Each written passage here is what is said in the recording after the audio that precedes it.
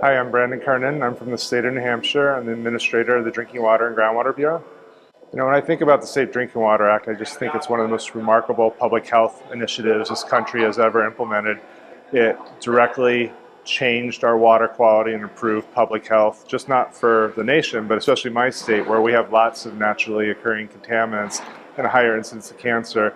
So no doubt this law and its refinements over the year has had such a meaningful impact on people's lives. Yeah, I've been with the state for 24 years, but I can see the reports in the 70s and 80s and 90s since the Safe Drinking Water Act was implemented and refined, where you see where contamination was identified for the first time because of testing required by the Act, and that exposure was identified and ultimately eliminated.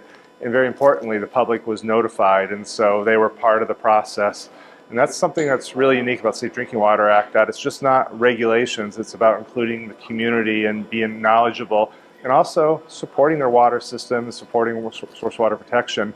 And that even continues today. While the Safe Drinking Water Act might be a little slow these days to respond to new contaminants, what it has done is given capacity to both EPA and states to respond in the absence of regulation. So in my state, PFAS, for example, has contaminated the southern half of the state, the population center.